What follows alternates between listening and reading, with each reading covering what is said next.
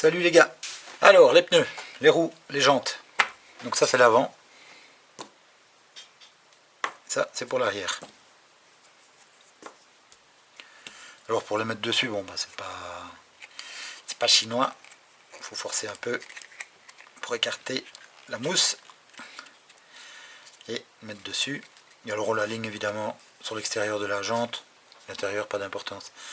Ce que moi je fais pour que la mousse soit bien répartie, j'introduis un petit axe comme ça et alors je fais tourner autour de manière à ce qu'il n'y ait pas de plis ou qu'il n'y ait pas d'endroit où ça ne soit pas bien mis. Et ensuite je pousse juste un petit peu pour que ce soit bien aligné avec l'extérieur de la jante. Voilà. Pour l'arrière pareil donc.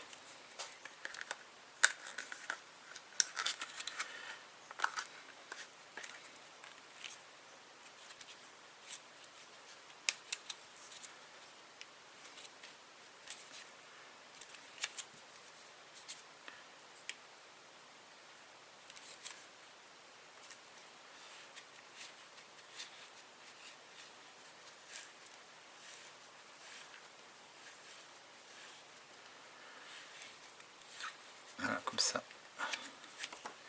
C'est pas mal. Du tout.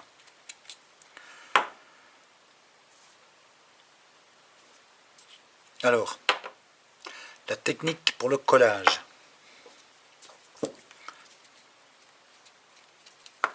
La technique pour le collage, c'est de coller le tour du pneu, ici à l'extérieur. Je ne sais pas si je vais y arriver. Là, parce que j'ai des gouttes assez grosses avec cette colle là, bon tant pis, on va se risquer.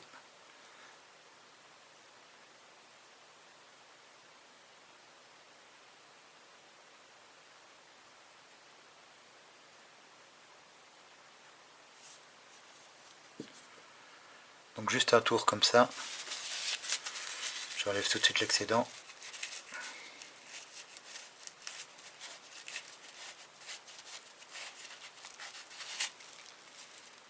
C'est pas trop mal. Juste un tour comme ça qui devrait permettre au pneu d'être bien aligné sur l'extérieur de la jante et que ça ne bouge plus, du moins à ce niveau-là. Quand ce sera sec, après on s'occupera de mettre de la colle à l'intérieur du pneu jusqu'à l'intérieur de la jante, je vais dire. Voilà. Alors évidemment il y a les deux petits roulements à mettre, un devant et un derrière par rapport à la jante. Et les écrous pour fixer la jante, les petits écrous en plastique. Ça fait office de nil stop en même temps. Faut évidemment pas les serrer trop fort.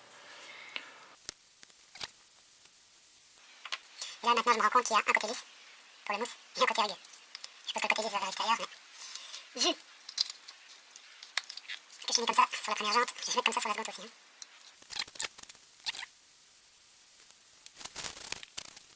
Donc normalement ces pneus se collent avec du double face. Mais ici, comme je vise d'avoir une vitesse, de pouvoir avoir une vitesse assez élevée, ce ne sera pas suffisant, donc il vaut mieux les coller bien et sur toute la surface.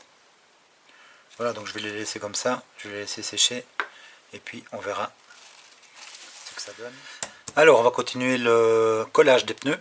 Donc hier soir j'avais mis un tour de colle ici sur l'extérieur des pneus des roues avant, et alors on va essayer de coller le reste. Ça va peut-être pas être évident.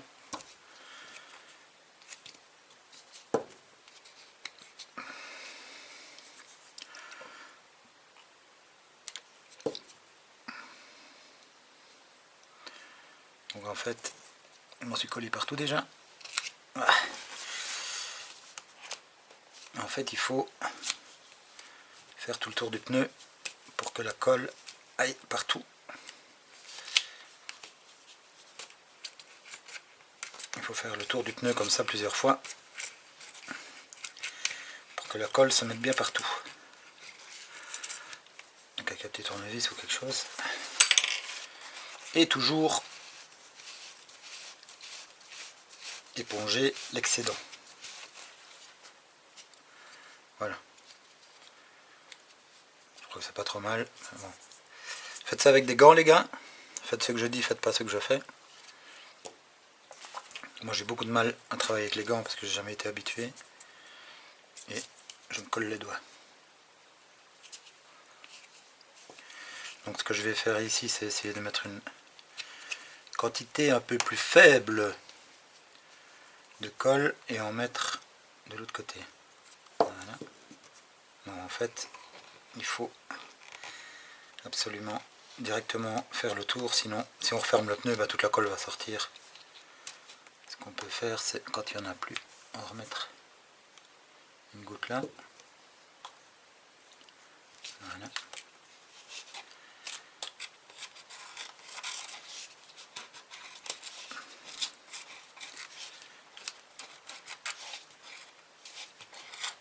Et voilà.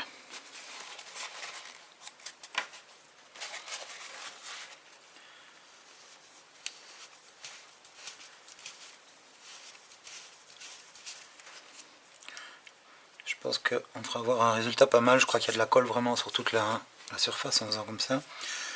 Les roues arrière, même combat, sauf que la surface est plus large et donc plus difficile à atteindre. Donc là on pourra se permettre d'en mettre un peu plus. Je vais mettre 3 grosses gouttes et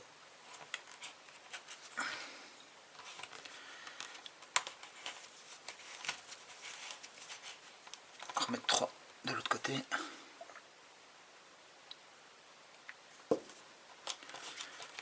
Et on tourne et on tourne et on tourne. Donc là il est déjà en train de coller. C'est pour ça qu'il faut se dépêcher évidemment. Et en faisant plusieurs fois le tour, on répartit bien la colle partout entre le pneu en mousse et la jante.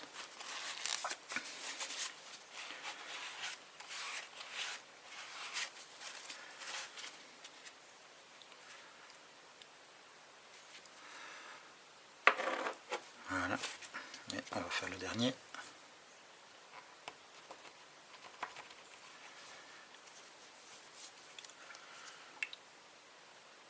3 gouttes là.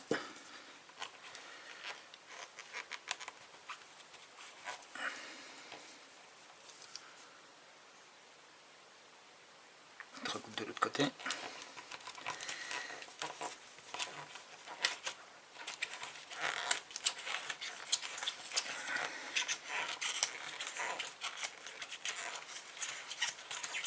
Et voilà.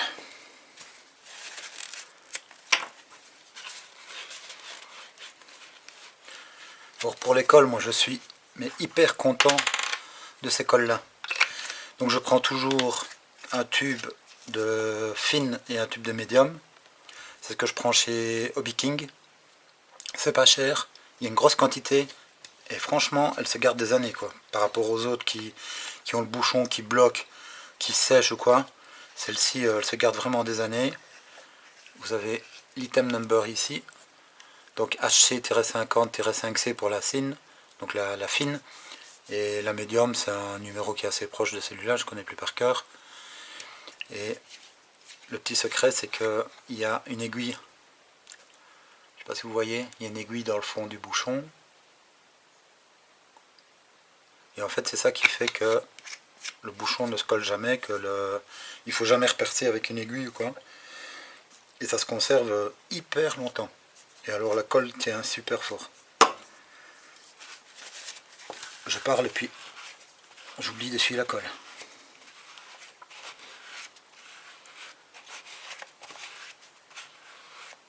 Bon bah.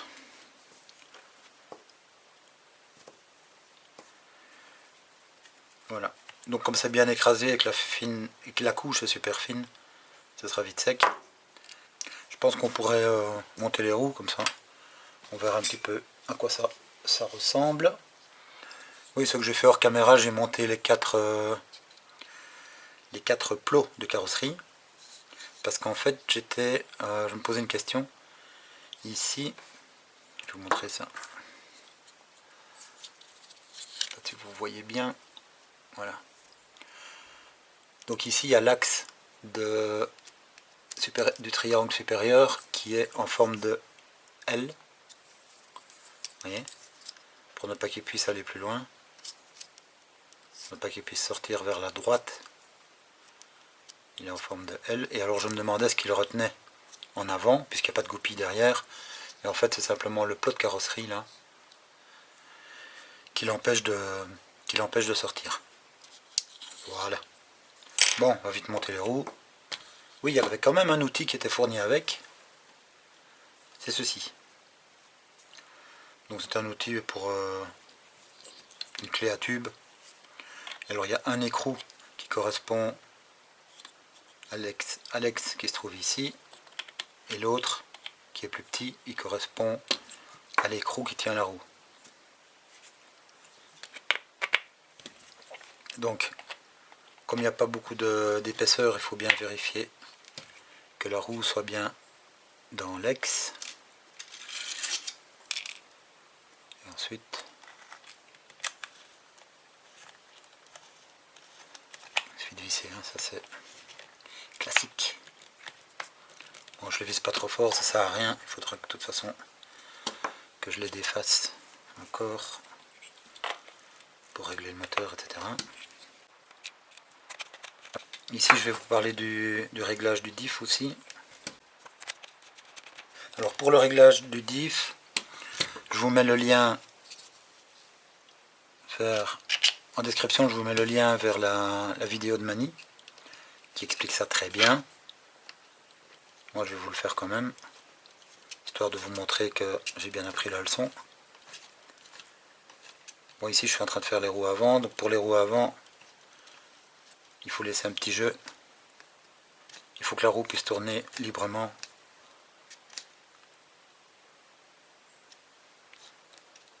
Il peut y avoir un tout petit jeu de rien du tout.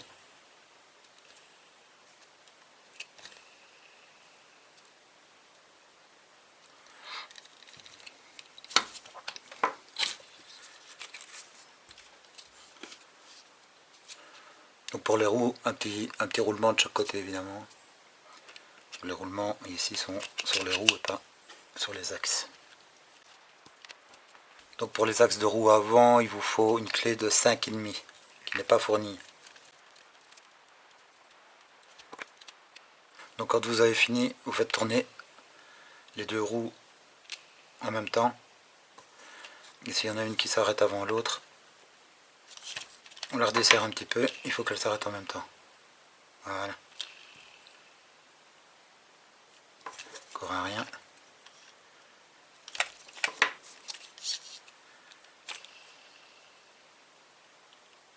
Encore un rien.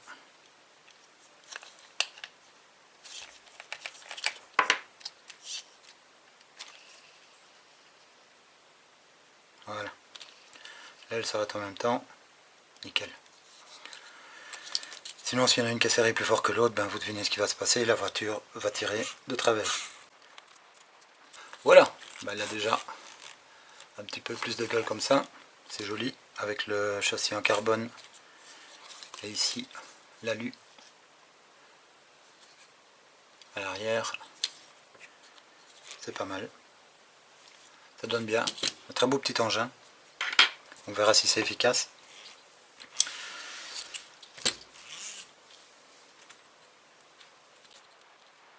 Oui, réglage du diff. Alors pour le réglage du diff, donc je vous mets la vidéo de Mani en description. Et ce qu'il faut arriver à faire, donc il y a un écrou ici dans la roue arrière droite. Il vous faut une clé pour ça de 7 mm. Tac, voilà. Et donc en serrant cet écrou, on resserre le diff. En desserrant l'écrou, on libère le diff. Et ce qu'il faut arriver à faire, c'est donc on part vers une libération du diff pour qu'il soit assez libre. Et une fois que les deux roues arrière sont bloquées, il faut qu'on ne puisse pas tourner la couronne.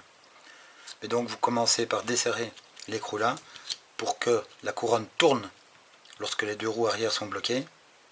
Et alors vous resserrez petit à petit jusqu'à ce que la couronne ne puisse plus tourner. Et là vous êtes bon. Voilà, c'est ce que Mani explique dans sa vidéo.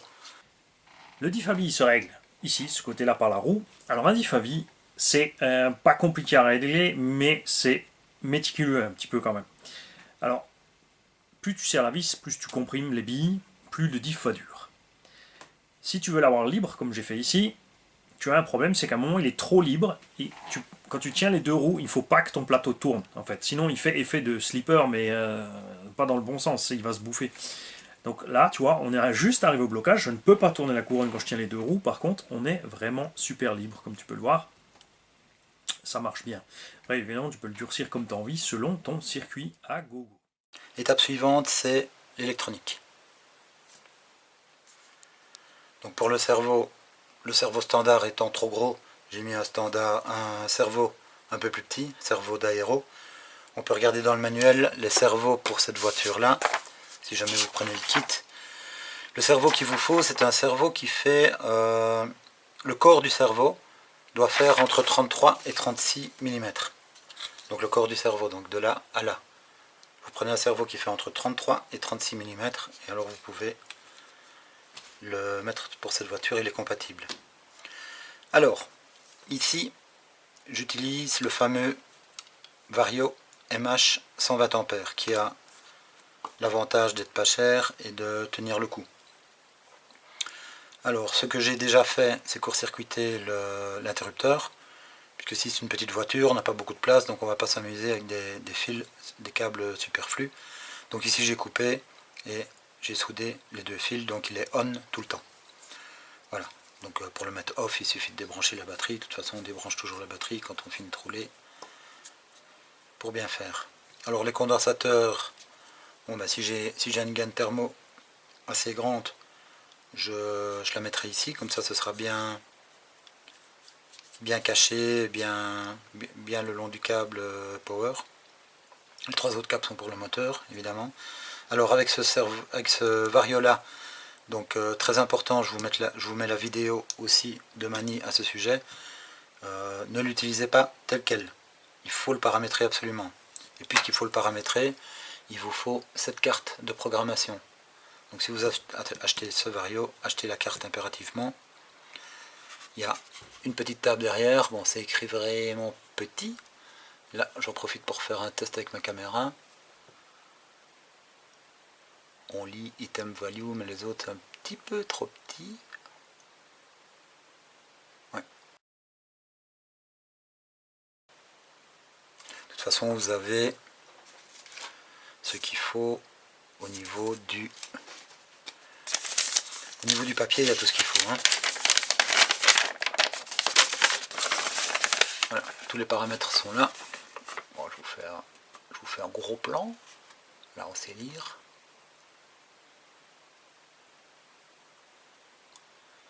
Voilà, donc moi j'ai déjà suivi la vidéo de Mani, évidemment, et j'ai indiqué au crayon avec les ronds les paramètres que moi je voulais, suivant mon utilisation et en tenant compte évidemment des recommandations de Mani. Donc on va faire la programmation ensemble, mais je ne vais pas vous expliquer les paramètres, je vais pas vous expliquer à quoi servent les paramètres, puisque ça Mani le fait dans sa vidéo, c'est qu'à regarder la vidéo de Mani. Moi, ce que je vais vous dire, c'est simplement comment le faire et quelle valeur je mets sur quel paramètre. Donc, le Vario, vous raccordez pas le moteur pour commencer, c'est inutile. La prise de power courant, on la connecte sur une batterie entre 2, 3 ou 4S. Bon, on déconseille de mettre du 4S sur ce Vario-là, mais bon, ça peu importe. Le ventilateur, je vais le débrancher parce que il va faire du bruit pendant la vidéo, donc je vais le débrancher. Il n'y a pas besoin d'un ventilo pendant qu'on fait la programmation, il est nécessaire quand on roule évidemment. Et le câble ici qui se connectera sur le récepteur, eh bien c'est celui-là dont on sert pour connecter la carte de programmation. Donc on le met là. Et hop, c'est parti. Alors, sur le papier, les fonctions, ça va de 1 à 17. Et ici, en fait, c'est comme s'il n'y avait pas de 11. C'est-à-dire qu'il va faire 1, 2, 3, 4, 5, 6, 7, 8, 9, 10. Je vous montre. Voilà. 10. On va le faire. Hein. Donc paramètre 9, paramètre 10. Et puis pour le 11, donc là je n'appuie qu'une fois. Le 11, il s'écrit comme ça. D'accord? Donc quand vous avez 1, 2 allumé là, c'est le paramètre 11 du papier. Ensuite, le 12, 13, 14, 15, 16 et 17. Donc le 8 correspond au 17 du papier. Donc c'est ça que Mani explique également dans sa vidéo. Alors, donc pour la programmation, ben c'est facile. Donc pour le 1, moi j'ai choisi de laisser 4 comme valeur par défaut. Donc là on voit bien ce qui se passe. Pour le 2, Positive Rotation. Donc là c'est la rotation du moteur. Donc ça je ne sais pas encore. Je le saurai quand je brancherai le moteur. Et si ça ne tourne pas dans le bon sens, ben, je mettrai 2 au lieu de mettre 1 pour le paramètre numéro 2. Alors pour le 3, je vais mettre 6. Donc avec le bouton Value, j'appuie jusqu'à aller sur 6 et quand c'est OK, je fais OK. Pour l'item 4, je mets 6 également. OK. Pour l'item 5, 6 également. Donc c'est ceux-là qu'il est très important de changer, ces trois paramètres-là. Pour le maximum backing string, le 6, le paramètre 6, là je mets par défaut le 4, je laisse par défaut. Pour le initial braking string, donc la force de freinage initiale, je laisse par défaut sur le 2. Pour le 8, je vais mettre la valeur 6.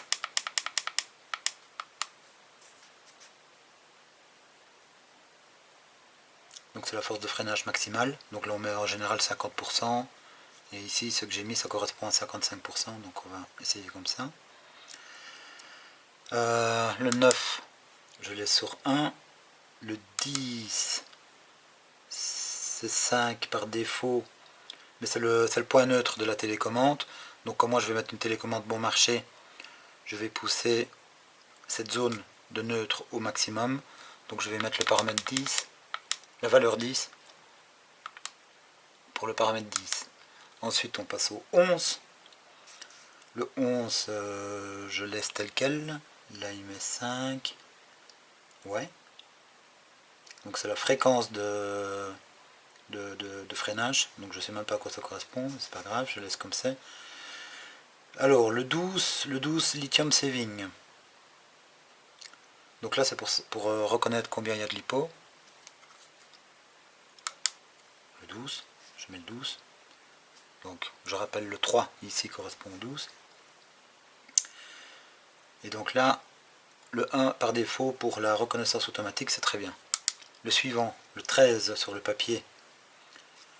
Là, c'est pour la coupure lipo, je vais mettre à 3,4, donc c'est la valeur 9.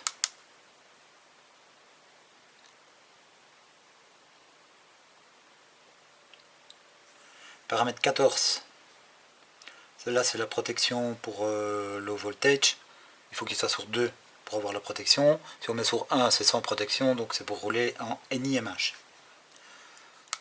Alors, item 15.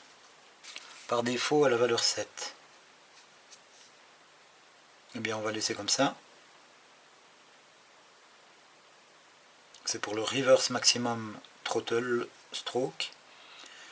Alors, le paramètre 16 sur le papier, 7 sur la carte. Je ne touche pas. Et le dernier paramètre, le 17, je laisse sur 1. Là, c'est le frein automatique pour le crawler. Voilà. Donc si je reviens, bon, je peux... Si je les passe en revue, évidemment, on voit que les valeurs ont été conservées. Hein. Là, j'avais mis 3x6. Donc, c'est bon. On peut débrancher. Hop. Pas oublier de rebrancher le ventilo. Voilà. Et maintenant, on pourrait raccorder le moteur. Déjà pour voir s'il tourne dans le bon sens. Donc, je vais mettre les câbles comme c'est prévu. Donc il y a un jaune, je mets le jaune, oups, rouge, je mets le rouge, et le noir, ben, je mets celui qui reste, c'est-à-dire le bleu, youp. Alors,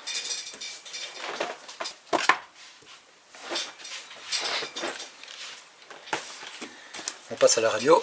Donc là j'ai pris une petite Dumbo RC. De 1, c'est pas cher. De 2, il paraît que ces radios ont un très très bon temps de réponse. Et j'en ai déjà testé une. Apparemment, bon moi je suis pas un expert en radio, mais apparemment effectivement le temps de réponse est très très bon. Et ce qu'il y a de génial aussi, c'est que la portée est très très bien aussi. Donc c'est avec cette radio là que j'ai fait mes tests de speedrun avec l'Infraction. Hein, vous avez des vidéos sur ma chaîne pour ça. Et vous voyez que je fais bien des longueurs style quelque chose comme 350-400 mètres quand même. Et j'ai pas du tout de problème de portée. Donc c'est une radio qui convient bien pour ça et qui conviendra bien pour cette petite Kawada également. Donc voilà. Donc ici on met des piles.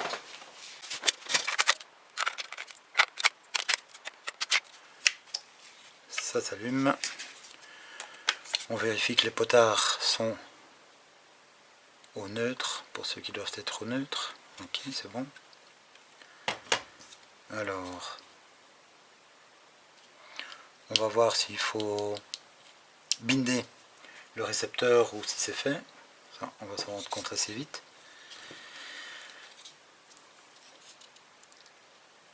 Alors, en général, le vario sur la position numéro 2 et le cerveau sur la position numéro 1. Avec en général le moins à droite. Je regarde s'il y a une petite notation ici quelque part.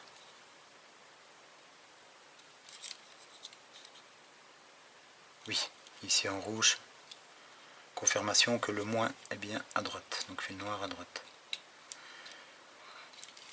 Alors il n'y a pas de connecteur pour faire le bint avec une boucle, comme on fait sur beaucoup, mais il y a un petit bouton ici, donc je suppose que le bint se fait avec ce bouton là. Bon, je l'ai déjà fait une fois évidemment sur l'Infraction, mais avec ma mémoire de poisson rouge, on va essayer comme ça. Je vais surélever la voiture quand même, ne jamais trop prudent.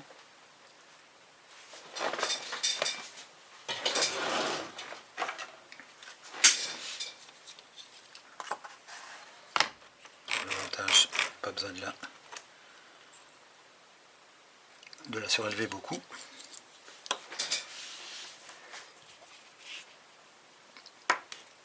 J'allume la radio, je mets le jus. Donc apparemment c'est bindé. Donc là,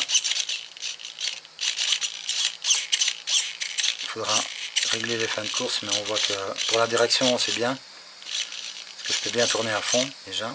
Alors pour le moteur,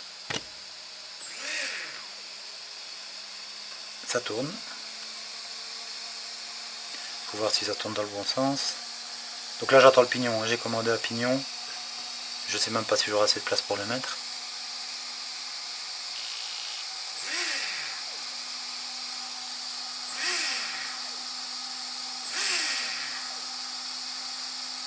Donc là il tourne dans ce sens là. Oui, donc là ça tourne à l'envers. Donc il va falloir que je rentre dans la programmation de la carte. On va faire ça directement. Oups. Comme ça, on ne sera pas ennuyé par la suite. Oui, en fait ici le moteur sera accordé quand on fait la programmation, donc normalement le moteur va faire des bips. Voilà, il a déjà fait un bip. Donc la rotation du moteur, c'est le deuxième item. Et au lieu de mettre sur 1, on va mettre sur 2. On fait OK. On a entendu le bip. Et c'est OK. Je débranche. On rebranche le vario sur le récepteur. On rebranche la batterie. Et maintenant si je tourne, si j'accélère,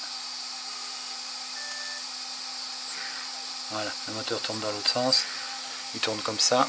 Donc les roues vont tourner comme ça. Ça ira dans le bon sens.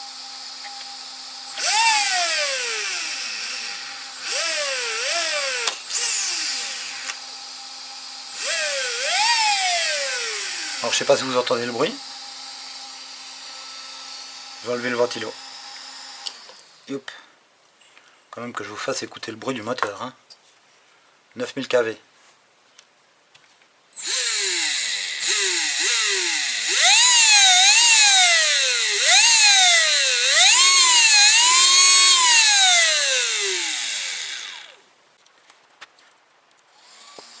Voilà, donc il n'y aura plus qu'à fixer les différents éléments. Avec du double face, ce sera suffisant. Et donc la partie électronique est testée, ça fonctionne. On fera le réglage un peu plus fin après, pas de souci, mais au moins on sait que tout fonctionne. Donc qu'est-ce qui me manque? Il me manque une carreau, les gars. Alors je suis toujours à la recherche d'une carreau, enfin, quand vous aurez la vidéo, je suppose que je l'aurai trouvé. Sinon je suis toujours à la recherche d'une carreau, un 12e pour ce véhicule. Et je pense que à la fin de cette vidéo, dès que je vais arrêter la caméra, je pense que je vais aller chercher ça parce que je pense que c'est le seul truc qui manque. Non. Il me manque encore le pignon, donc le pignon il est commandé, je l'attends. Les batteries, j'ai commandé 2 batteries 2S que je mettrai en parallèle. Mani lui était en 3S parce qu'il avait un autre moteur avec moins de kV. Moi ici j'ai pris un moteur 9000 kV qui peut monter à 70 000 tours. Je vais vous montrer la petite notice. Mais il prend pas 3S, parce que s'il prenait 3S, il exploserait.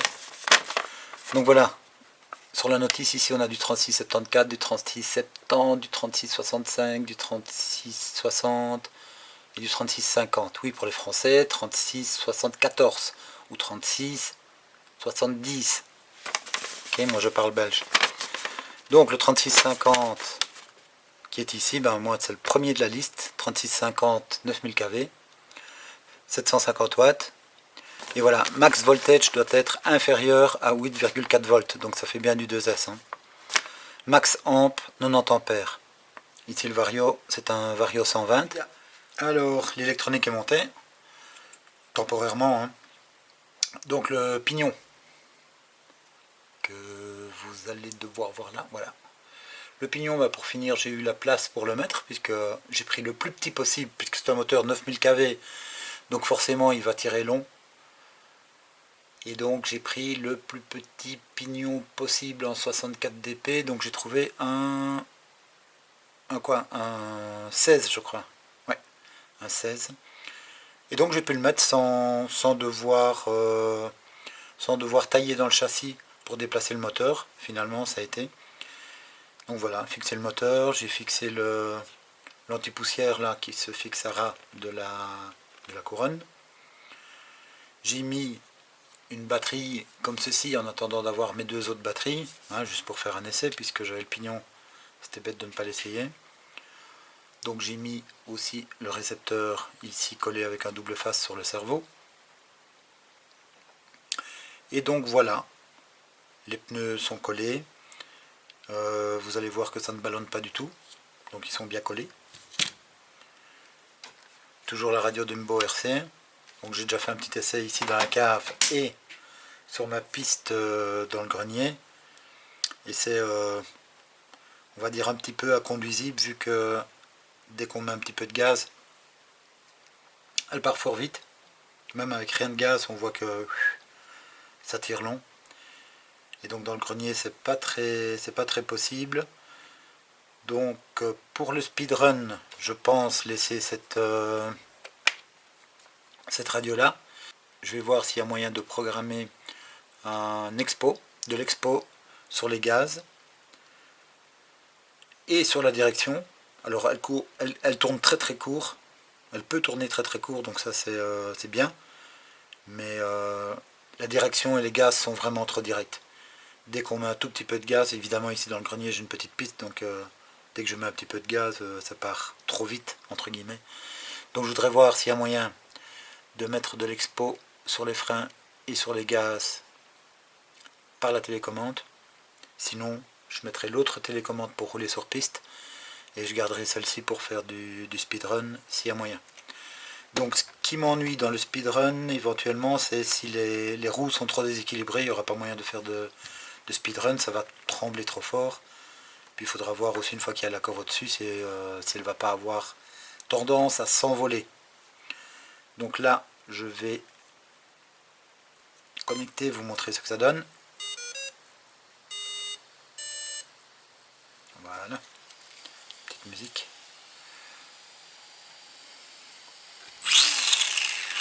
Donc là, je mets le moins de gaz possible. Donc elle ne cogne pas au démarrage, ça c'est bien. Donc je mets le moins de gaz possible. Hein.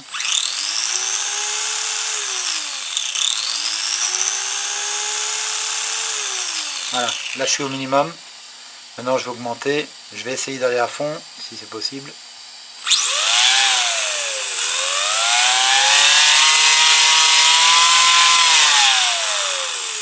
Donc là je suis encore très bas sur la gâchette. Mais ce qu'on voit c'est que les pneus ne ballonnent pas. On voit ici l'écart entre le pneu et le châssis qui ne bouge pas, donc ça ne ballonne pas. Je vais essayer de monter un peu plus haut parce que je suis encore loin du maximum.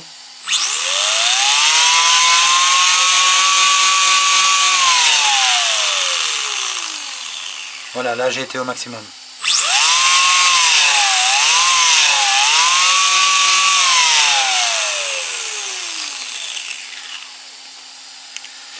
Et voilà, donc je vais regarder un petit peu le bouquin de la télécommande, voir s'il y a moyen de mettre de l'expo là-dessus, pour pouvoir rouler calme, quand j'ai envie de rouler calme. Sinon pour faire du speedrun, évidemment, il n'y a pas de souci. Là, ça ira. Oui, je vais peser la bête aussi. J'éteins la radio, voir si pas de souci avec le fail-safe. Voilà, je vais peser la bête avec une batterie 2S de 1600 mAh. Et ça fait 600 grammes. Avec ma super bonne vieille balance. Vous me croyez sur parole, hein, je vous montre comme ça. Ça fait 600 grammes avec la batterie. Donc c'est un petit truc léger qui peut aller très vite. Maintenant il faut voir si... Bon, pour rouler sur piste, évidemment, il n'y a aucun souci. Que ce soit sur une piste béton ou une piste carpette. Évidemment, sur une piste béton, les gommards vont s'user assez vite, puisque ce sera une surface dure, tandis que sur une surface moquette, ça s'usera vachement moins vite. En tout cas, ça va bien accrocher, ça c'est sûr. Maintenant, j'ai aussi, donc là c'est pour rouler éventuellement sur, enfin évidemment sur la piste à ballon, piste moquette. J'ai aussi dans l'idée de faire du speedrun avec, puisque on a monté un moteur avec énormément de kV. Et donc là pour le speedrun, c'est gros point d'interrogation, voir comment elle va se comporter à haute vitesse. Donc on se revoit quand j'aurai les petites batteries pour faire le joli montage ici avec les batteries.